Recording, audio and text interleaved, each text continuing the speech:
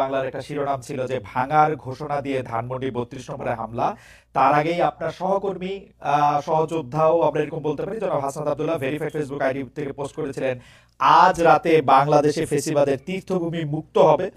আপনাদের সহকর্মী সমন্বয়ক ও সরকারি উপদেষ্টা আসিফ মাহমুদ সজীব ভুঁইয়া গতকাল ফেসবুকে পোস্ট করেছেন উৎসব হোক। আগেই ভগ্নস্তূপ হয়ে থাকা 32 নম্বরে বাড়ি ধূলিসাৎ করা যখন শেষ দিকে, তখন আপনার ফেসবুক পোস্ট আবু জাহেলের বাড়ি এখন পাবলিক টয়লেট। আপনার আগে আবার উপদেষ্টা মাহফুজ আলম ফেসবুক পোস্টে ভাঙার চেয়ে গড়ার দিকে মনোযোগ দেওয়ার আহ্বান জানিয়েছেন। গতকালকের 32 নম্বরের বুলডোজার অভিযানের ঘটনায় বৈষম্যবিরোধী ছাত্র আন্দোলন ও জাতীয় নাগরিক কমিটির অফিসিয়াল অবস্থান কি ছিল? আপনাদের সমন্বয়কদের সবার অবস্থান আমার কাছে একরকম মনে হয়, নাকি আমার এটা বোঝার ভুল?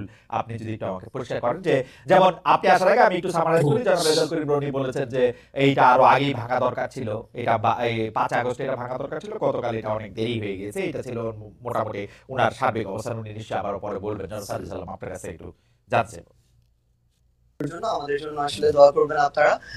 আমি যদি বলি আমাদের জায়গা থেকে যে এই ক্ষেত্রে বৈষম্য বিরোধী ছাত্র আন্দোলন কিংবা জাতীয় নাগরিক কমিটি তাদের জায়গা থেকে যে স্পেসিফিক এই বিষয়ে একটা কোনো অফিসিয়াল স্টেটমেন্ট ছিল বা কোনো একটা অবস্থান ছিল, ব্যাপারটি এরকম ছিল না। ব্যাপারটি ছিল এই যে তীব্র একটা ক্ষোভ। ভাই যে কথাটি বলেছেন সেই জায়গায় আমি সম্পূর্ণ একমত। এই বিষয়গুলো শুধু এটা নয়, আরো এরকম অনেক তীর্থভূমি রয়েছে আসলে, যেগুলো যে চূড়ান্ত যে আমাদের এই পুরো বাংলাদেশের মানুষের যে ক্ষোভ বা এই বহিঃপ্রকাশ, এটা আসলে 5ই অগস্ট কিংবা 6 অগস্ট ওই সময়ে হওয়ার কথা ছিল, হওয়া উচিত ছিল। এটা আসলে অনেক দেরি হয়ে গিয়েছে। কিন্তু আমাদের জায়গা থেকে যদি আমরা বলি, গতকালকে আমরা যেটা দেখেছি, ঘটনাটা এই সময়ে এসে এভাবে হয়তো প্রত্যাশিত ছিল না। কিন্তু সবচেয়ে বড় কথা হচ্ছে এটা এক সময় না এক সময় প্রকাশিত হওয়ারই কথা ছিল। এবং এক্ষেত্রে সবচেয়ে বেশি আমার মনে হয় যে প্রভাবিত করেছে খুনি হাসিনা। যে প্রভাবিত তিনি ওই 15-16 জুলাই করেছিলেন ওই গণভবনে বসে প্রেস কনফারেন্স করে, সেই প্রভাবিত তিনি এখন করছেন ভারতে বসে। তিনি যখন এখনো তার জায়গা থেকে এমন টোনে কথা বলেন যে এই টোনে তিনি কথা বলেছিলেন ওই জুলাইয়ের আগে, তিনি যখন এখনো তার ভিতরে বিন্দু মাত্র কোনো অনুসূচনা দেখা যায় না, কিংবা তার যে কথা বা এই যে এতগুলো খুন করেছে সেগুলোর জন্য যে দায় নেওয়ার যে বিন্দু মাত্র মানসিকতা, সেটাকে বিন্দু মাত্র অ্যাড্রেস না করে বরং যারা এই অভ্যুত্থানের সাথে সরাসরি সম্পৃক্ত তাদেরকে প্রত্যক্ষ এবং পরোক্ষভাবে বিভিন্ন রকম আবার ওই ট্যাগ দিয়ে যখন উপস্থাপন করার চেষ্টাটা করা হয়, এই যে এতগুলো মানুষকে খুন করা হয়েছে তার নির্দেশে, সেগুলোর জন্য বিন্দুমাত্র তার জায়গা থেকে সহানুভূতি না দেখিয়ে বরং তার ওই পূর্বের ইতিহাস দিয়ে যে সিম্পেথি নেয়ার যে তার একটি প্রক্রিয়া সবসময় তার ভিতরে দেখা গিয়েছে, সেটা যখন তিনি আবারও করেন তখন মানুষের ভিতরে একটা ক্ষোভ তৈরি হয়। এত বড় একটি হত্যাযজ্ঞ ঘটানোর পরে তিনি যখন নতুন করে আবার ছাত্র সমাজের উদ্দেশ্যে এসে বক্তব্য দিতে চান, তখন মানুষের ভিতরে এই ক্ষোভটা সামগ্রিকভাবে তৈরি হয়। আপনি গতকালকে ওই ভিডিওগুলোতে দেখবেন এখানে কিন্তু কোনো নির্দিষ্ট শ্রেণীর বা পেশার মানুষের কিংবা নির্দিষ্ট কোনো প্ল্যাটফর্মের মানুষের রিপ্রেজেন্টেশন ছিল না। সকলে এই জায়গায় ঐক্যবদ্ধ হয়েছিল যে এই বিষয়টিতে তাদের অবস্থানের ক্ষেত্রে। আমার কয়েকটা প্রশ্ন আছে। আপনি কি কালকে শেখ হাসিনার বক্তব্য শুনছেন? আমি তার বক্তব্যের আংশিক শুনেছি, যে আংশিক ক্লিপগুলো আমি একদমই একাডেমিক জানতেছি কেন শুনছেন? যেমন আমার কোনো শোনার দরকার হয় নাই, আমিও শুনি নাই ভাই, আমার শোনার কোনো দরকারই হয় না, আপনি শুনছেন কেন? তাহলে আমি একটু জানতে চাই। না না, প্রথম কথা হচ্ছে যে খুব স্বাভাবিকভাবে আপনি দেখবেন সোশ্যাল মিডিয়ায় যে কোনো বক্তব্যের ইন্টারেস্টিং পার্ট গুলো ক্লিপ আকারে ছোট ছোট 30 সেকেন্ড 1 মিনিটের ক্লিপ আকারে সামনে চলে আসে। এরকম একটি ক্লিপ সামনে চলে এসেছিল, যেই জায়গায় ওই ক্লিপটি বিভিন্ন জায়গায় এসেছে, যেই ক্লিপটি আসলে এরকম করে রিপ্রেজেন্ট করছিল যে তিনি আবার ওই আগের আজকে থেকে 6-8 মাস আগে যেই কথাগুলো বলে তিনি 16 বছর কাটিয়েছিলেন, সেম সিম্প্যাথি নেওয়ার কথাগুলো তিনি আজকেও দাঁড়িয়ে বলছেন। এবং আপনার কাছে কি সিম্প্যাথি, মানে আপনি কি সিম্প্যাথি উনার জন্য সিম্প্যাথি পাইছিলেন? আপনি মানে উনার জন্য সিম্প্যাথি হয়েছিল উনার বক্তব্য শুনে? ভাই সবচেয়ে বড় কথা হচ্ছে কি, মানে এই যে মানে আমি কেন এই প্রশ্ন করতেছি, যে আমার কাছে মনে হয় গত 15 বছর ধরে শেখ হাসিনা বাংলাদেশ শাসন করছেন। এর মধ্যে গত 10 বছর ধরে, বিশেষ করে 2014 সালের পর থেকে উনি যতবার যত জায়গায় বক্তৃতা দিচ্ছেন সেটা জোর করেই দিচ্ছেন।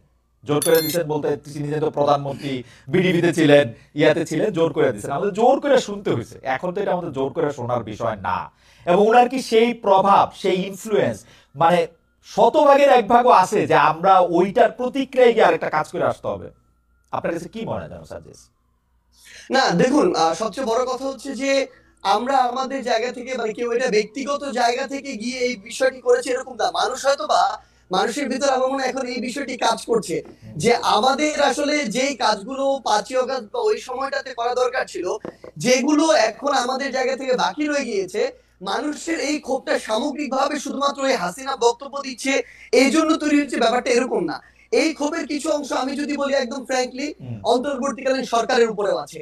এই অন্তর্বর্তীকালীন সরকার তাদের জায়গা থেকে এই খুনি যারা ছিল, যারা সরাসরি এই খুনগুলোর সাথে জড়িত, ছাত্রলীগ, আওয়ামী লীগ, যুবলীগের ক্যাডাররা বা কিছু কিছু পুলিশ সদস্য, যাদেরকে আসলে গ্রেফতার করে বিচারের আওতায় আনার কথা ছিল, দৃশ্যমান এরকম একটা বিচার আমাদের দেখার কথা ছিল, সেটি যখন দেখছে না মানুষের ভিতরে একটা ক্ষোভের উদ্গীরণ হচ্ছে। যখন দেখছে ছাত্রলীগ, যুবলীগ, আওয়ামী লীগের ওই ওই সদস্যরাই বিভিন্ন ভাবে বিভিন্ন দলের সাথে এখন যুক্ত হচ্ছে এবং আশ্রয় প্রশ্রয় তাদের চোখের সামনে দিয়ে হাঁটছে, তখন এই মানুষগুলোর ভিতরে আরেকটা ক্ষোভ তৈরি হচ্ছে। তখন এই মানুষগুলো এই সামগ্রিক ক্ষোভের একটি আমার মনে হয় নতুন এখানে একটা ওকেশন পেয়েছিল, যে ওকেশনে গিয়ে অ্যাটেন্ড করে নিজের এই ক্ষোভটির উদ্গীরণ করেছে মানুষ। এইটা কি এরকম হতে পারে জনাব সাজ্জাদ আলম? ধরেন শেখ হাসিনার উপরে তো আপনার কন্ট্রোল নাই, আমারও কন্ট্রোল নাই। শেখ হাসিনা আরেকটা বক্তৃতা দিল, তারপরে গিয়ে কোন বাড়িটা ভাঙবেন? না দেখুন, এখানে শেখ হাসিনা অসংখ্য বক্তৃতা দিক আর একটা বক্তৃতা দিক, সেটা ফ্যাক্ট না।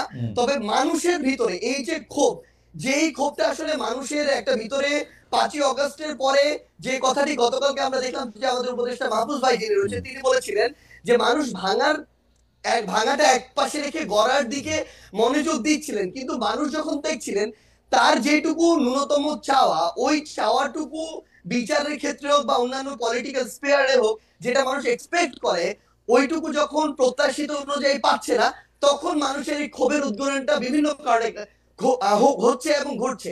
এবং সবচেয়ে গুরুত্বপূর্ণ বিষয় হচ্ছে শেখ হাসিনা আগামীতে, আমি ধরে নিচ্ছি 1 মাস পরে কোনো বক্তব্য দিলেনও না, কিন্তু আজকে থেকে 2, 3, 4 মাস পরে আমরা যদি এই দৃশ্যমান শহীদ পরিবারের কিংবা যারা আমাদের আহত যোদ্ধা রয়েছেন তাদের এই রক্তের বিচারগুলো দৃশ্যমান না দেখি, দেখবেন শেখ হাসিনার বক্তব্য দেওয়া লাগবে না, আমরা শহীদ পরিবার কিংবা আহতদেরকে সাথে নিয়ে হয়তোবা এরকম রাস্তায় আমাদেরকে নিয়ে যেতে নেমে যেতে হবে এরকম একটা দৃশ্যমান বিচারের জন্য।